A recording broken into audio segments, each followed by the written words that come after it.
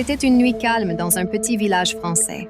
Camille, une jeune femme de 25 ans, terminait son service dans un fast-food local. Elle était habituée à la routine monotone de son travail nocturne. Mais ce soir-là, une sensation étrange la troublait.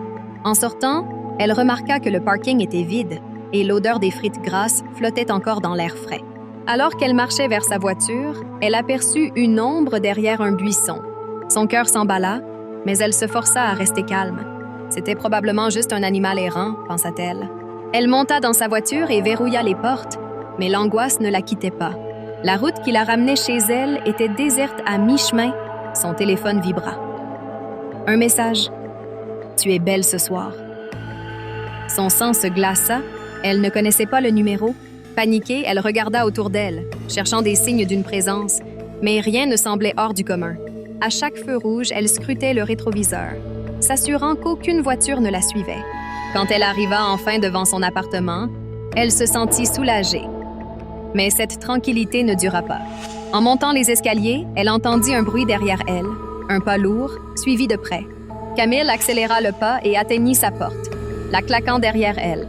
Une fois à l'intérieur, elle s'effondra sur le canapé, le cœur battant. Elle décida d'appeler la police pour signaler le message et l'ombre qu'elle avait vue. Alors qu'elle attendait, un bruit étrange retentit à la porte.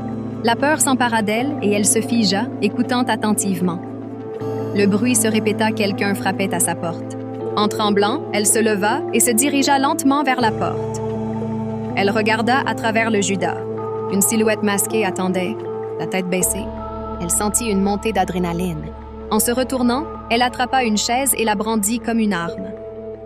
La silhouette frappa encore, plus fort cette fois. « Camille, ouvre-moi. » Une voix familière résonna.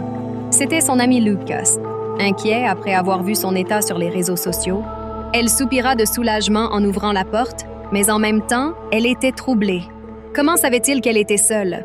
Que feriez-vous si un simple message menaçant vous plongeait dans la terreur?